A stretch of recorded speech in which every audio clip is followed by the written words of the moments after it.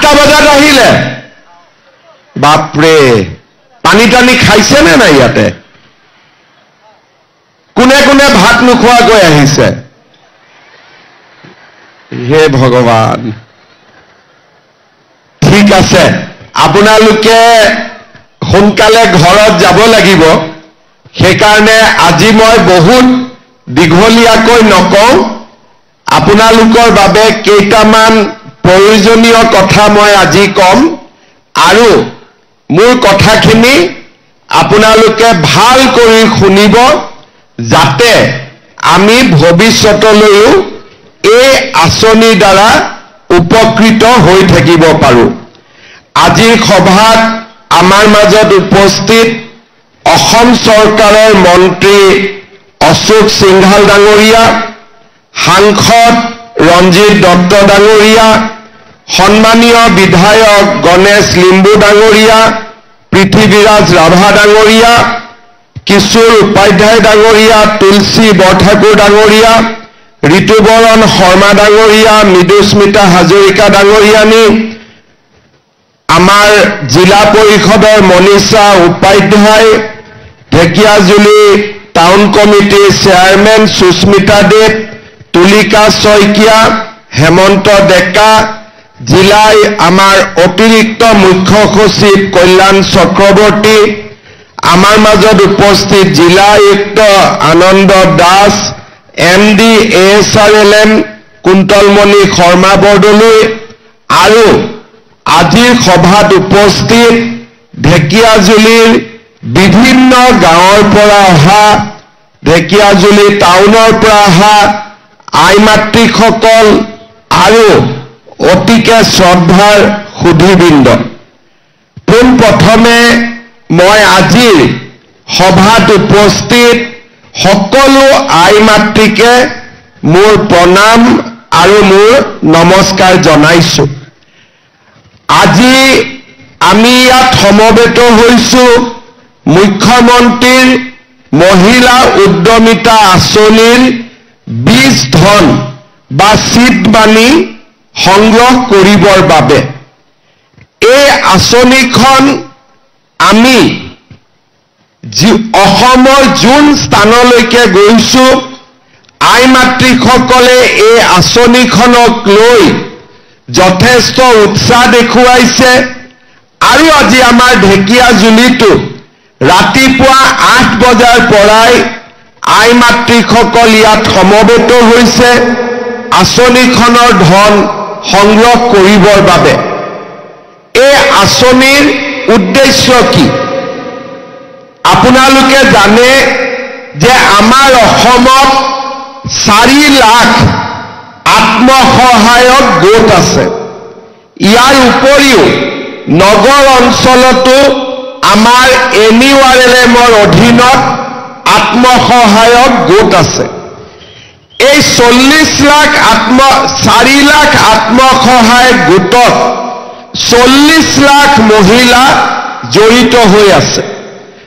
অলপতে ভাৰত চৰকাৰে সমীক্ষা কৰিছিলে আৰু এই 40 লাখ মহিলাৰ ভিতৰত 8.5 লাখ অৰ্থাৎ 8.5 লাখ মহিলাই বছৰত 1 লাখ টকাৰ ব্যৱসায় কৰে আৰু ইয়াৰ ভিতৰতে কিছু বাইদেৱে লাখপতি বাইদেউৰ পৰা মহা লাখপতি বাইদেউলৈকেও তেওঁলোক উন্নীত হৈছে মানে বছৰত 10 লাখ টকাতকৈ ওপৰত ব্যৱসায় কৰে যদি আমাৰ মাজৰ 8 লাখ মহিলা লাখপতি বাইদেউ হ'ব পাৰিছে আমি বাকি 32 লাখ মহিলাও আমি লাখপতি বাইদেউ হ'ব পাৰিম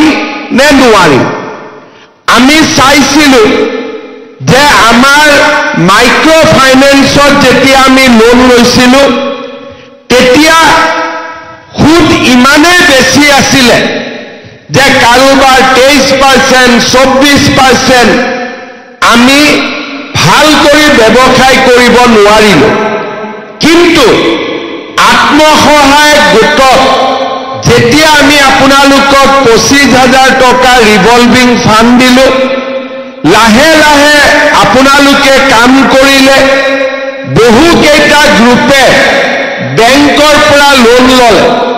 আজি আমাৰ মহিলাসকলে বেংকৰ পৰা 16,000 কোটি টকা, এটকা দুটকা নহয়, 16,000 কোটি টকা বেংকৰ পৰা ঋণ লৈছে আৰু ইয়াৰে 99% মহিলাই বেংকক লোন উভতাই দিছে।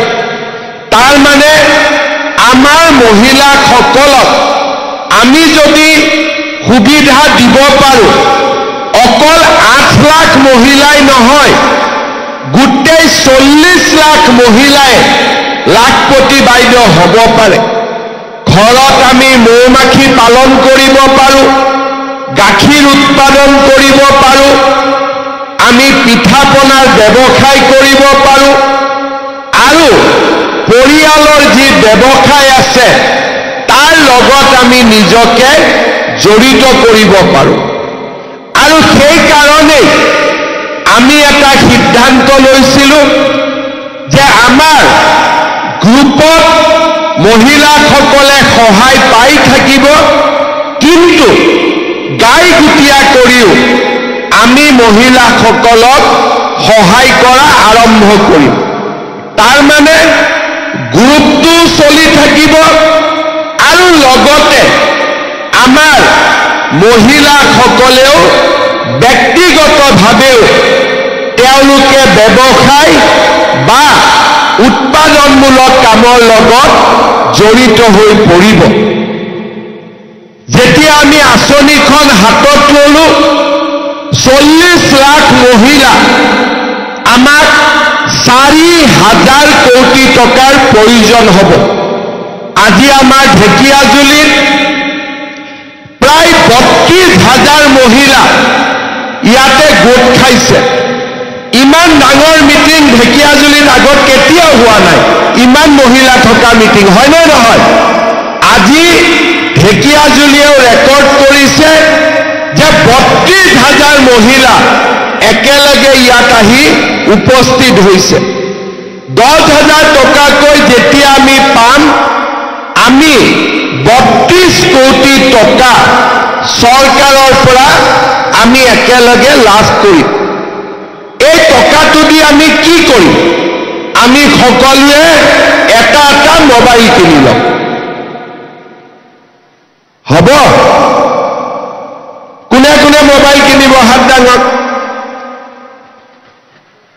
কোনে কোনে মোবাইল কিনিব?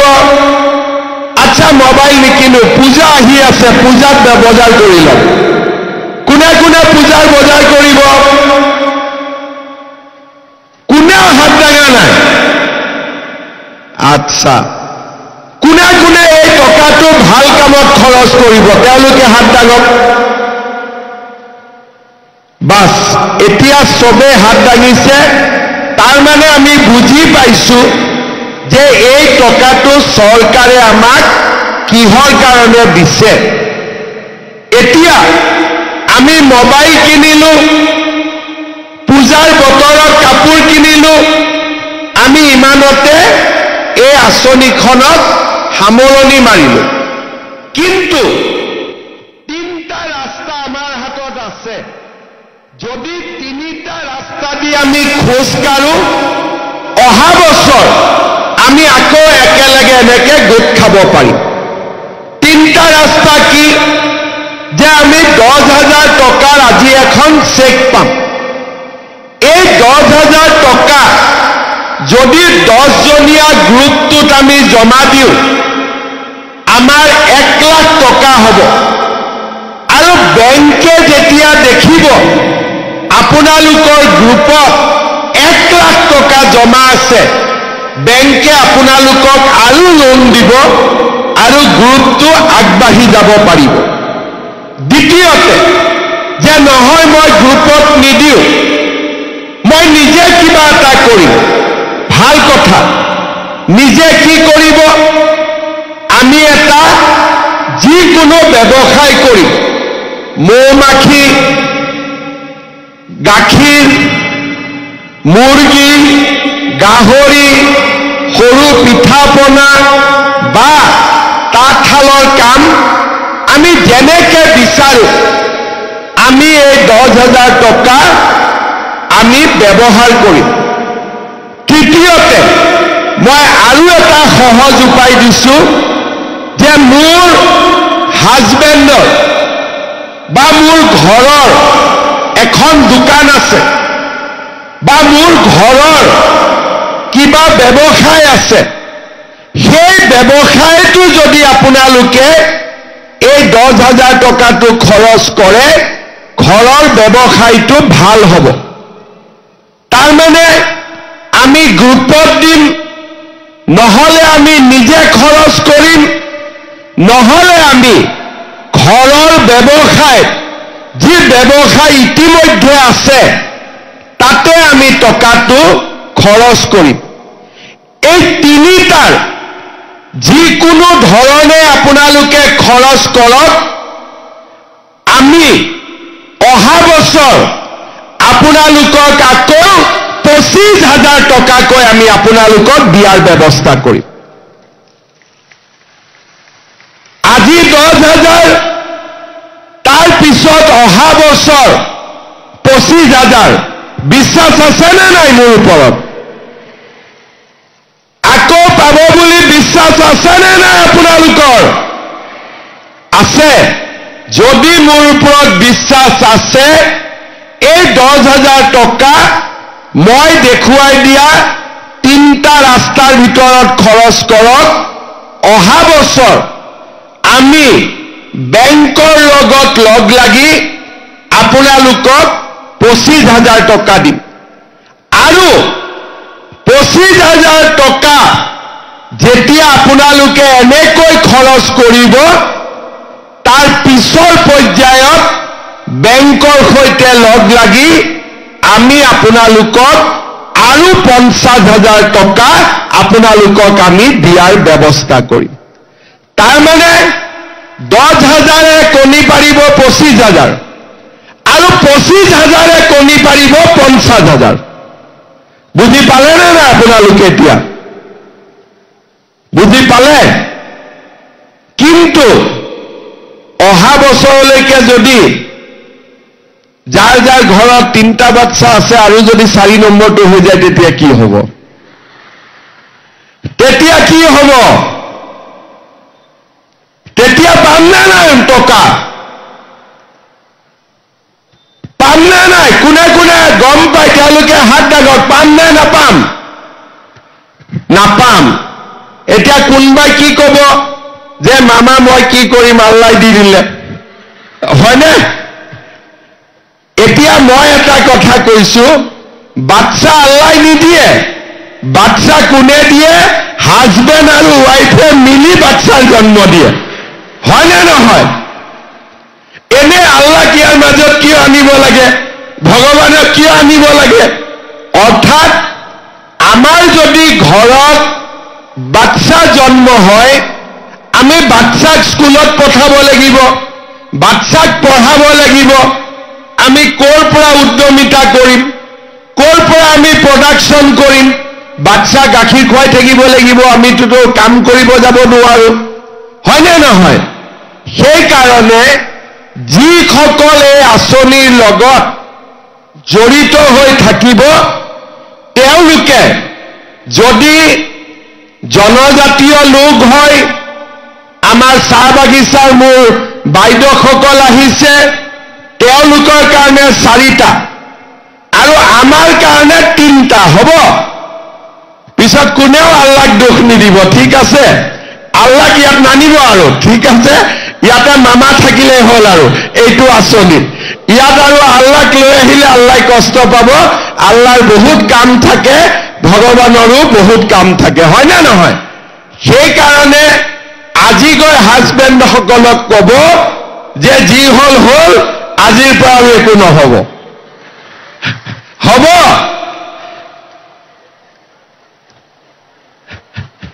এই বাইদেউসকলৰ চিন্তা হৈছে অকণমান। চিন্তা নকৰিবি, মোৰ কথা কবি গৈ পেলাই যে মই কৈছো বুলি। হ'ব, আমাৰ যাৰ দুটা আছে তাৰ তিনিটা হ'ব পাৰে, আৰু যদি আমাৰ বড়ো জনগোষ্ঠী, চাহ বাগিচাৰ জনগোষ্ঠী তিনিটা হলে চাৰিটাও হ'ব পাৰে। কিন্তু যাৰ তিনিটা আছে সি চাৰি হ'ব নালাগে, আৰু যাক মই চাৰি কৈছো সি পাঁচ হ'ব নালাগে। হ'ব, ইমানতে হলে হৈ যাব। এতিয়া এই আঁচনিটো যেতিয়া আমি কৰিব গৈছো, আমাৰ 10,000 টকা দিওঁতে আমাক লাগিছে 4,000 কোটি টকা। যেতিয়া আমি 25,000 দিম আমাক লাগিব 10,000 কোটি টকা। 10,000 টকা নহয়, 10,000 কোটি টকা। আৰু যেতিয়া আমি 50,000 দিম আমাক লাগিব 25,000 কোটি টকা। কিন্তু যেনেকৈ নহওক বেংকৰ সৈতে লগ লাগি মই টকা যোগাৰ কৰিম। 40 লাখ মহিলাক আমি লাখপতি বাইদেউ বনাবই লাগিব, আৰু তাৰ কাৰণে আমি সকলোৱে একেলগে কাম কৰিম। হ'ব, আমাৰ জীৱিকা সখী বাইদেউসকলে, পশু সখী, বেংক সখী বাইদেউসকলেও আপোনালোকক সহায় কৰিব, আৰু SRLMেও আপোনালোকক সহায় কৰিব, আমি যাতে আগবাঢ়ি যাব পাৰো। শ্ৰদ্ধাৰ আই মাতৃসকল, আপোনালোকে জানে যোৱা 5 বছৰ মই অসমৰ মুখ্যমন্ত্ৰী হোৱাৰ পিছৰে পৰা মহিলাসকল, ছোৱালীয়ে হওক, আই মাতৃয়ে হওক, বাইদেৱে হওক, মহিলাসকলৰ উন্নতি আৰু নিৰাপত্তাৰ বাবে আমি নিৰন্তৰ কাম কৰিছো। বাল্য বিবাহ আমি বন্ধ কৰাৰ চেষ্টা কৰিছো, নিযুত মইনা আঁচনি দিছো, আৰু আমি অহা 17 ছেপ্টেম্বৰ তাৰিখে প্ৰধানমন্ত্ৰী মোদী ডাঙৰীয়াৰ জন্মদিনৰ দিনা আমি অৰুণোদয় তৃতীয়ৰো আমি আপোনালোকক টকা দিয়া আৰম্ভ কৰিম। অৰুণোদয়ত আজি আমি 10,000 টকা উদ্যমিতাত পাম। অৰুণোদয় আমি মাহিলী 1250 টকাকৈ পাম। এইবাৰ আমি আৰু এটা নিয়ম কৰিছো, আপোনালোকক আমি এখন ফৰম দিছো, পোৱা নাই যদিও পাব। গেছৰ নম্বৰটো আপোনালোকে দি দিব। ভৱিষ্যতে আপোনালোকে গেছ কিনিলে অৰুণোদয় পৰিয়ালে গেছ কিনাৰ কাৰণেও চৰকাৰৰ পৰা আৰু 250 টকাকৈ পাব। 1250 পালো মাহত, আৰু লগত পালো আমি 250 টকা গেছ কিনাৰ কাৰণে। এতিয়া আপোনালোকে মোক কওক, ঘৰত ৰেচন কাৰ্ড কাৰ কাৰ আছে? হাত উঠাওক যাৰ যাৰ ৰেচন কাৰ্ড আছে। ঠিক আছে, কাৰ কাৰ ৰেচন কাৰ্ড নাই হাত উঠাওক।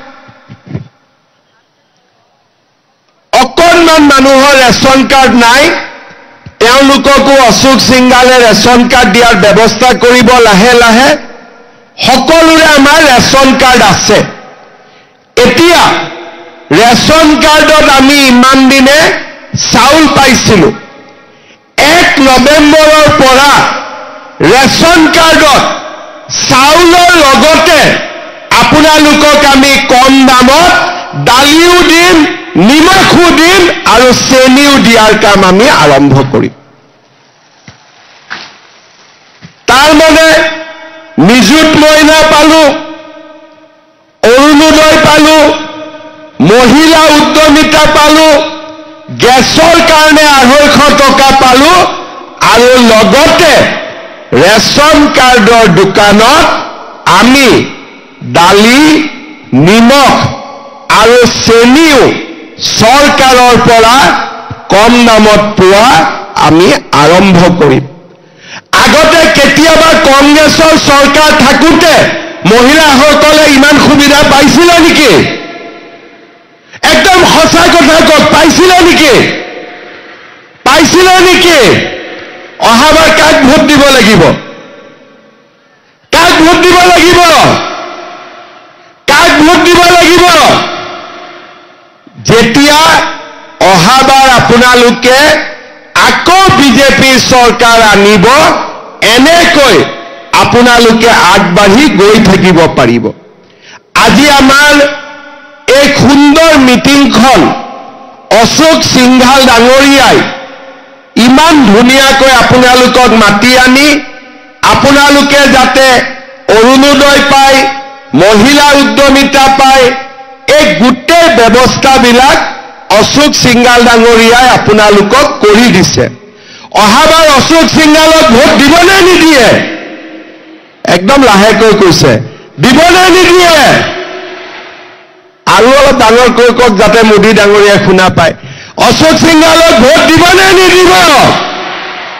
এতিয়াহে অলপ মনটো ভাল লাগিছে, হয়নে নহয়? অশোক সিংঘালে বহুত কষ্ট কৰিছে ঢেকীয়াজুলিৰ কাৰণে, আৰু ইমান আই মাতৃসকলক একলগ কৰি ঘৰে ঘৰে অৰুণোদয় চিঠি দিয়া, ফৰ্ম দিয়া, আপোনালোকক আজি মাতি আনা, এই গোটেই কামবিলাক ঢেকীয়াজুলিৰ মোৰ বাইদেউসকলৰ কাৰণে, মোৰ মাসকলৰ কাৰণে অশোক সিংঘাল ডাঙৰীয়া আপোনালোকক কৰি দিছে। অশোক সিংঘাল ডাঙৰীয়া মোৰ লগতে আছে, এটা ডাঙৰ হাত চাপৰি বয়স, একদম ডাঙৰ কৰি। এতিয়া ঘৰত মহিলাসকলৰ চলে নে পুৰুষসকলৰ চলে? কাৰ চলে? যাৰ যাৰ ঘৰত কাৰোবাৰ যদি হাজবেণ্ড কংগ্ৰেছত আছেও, তেওঁলোককো গৈ আজি বুজাব দেই যে বিজেপিকে ভোট দিব লাগিব আৰু ঘৰত মোৰ মতে হ'ব লাগিব, হ'বনে নাই?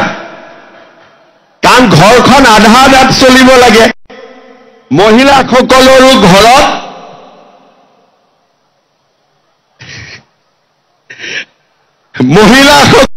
ঘৰত চলিব লাগে, আৰু মহিলাসকলক যি টকা চৰকাৰে দিয়ে 100% ঘৰৰ কামত লাগে। মোক মাজে মাজে কোনোবাই কয় যে আপুনি পুৰুষসকলক নিদিয়ে। মই বোলো পুৰুষক যদি 10,000 টকা দিওঁ, ঘৰ পাওঁতে পাওঁতে 2,000 নোহোৱা হৈ যাব, আৰু মহিলাসকলে 10,000 মানে 10,000, খোৱাটো ঘৰৰ পৰাই লৈ আহিব, ক'তো খোৱা বোৱাও নকৰে, 10,000 মানে পুৰা 10,000 ঘৰত লৈ যাব।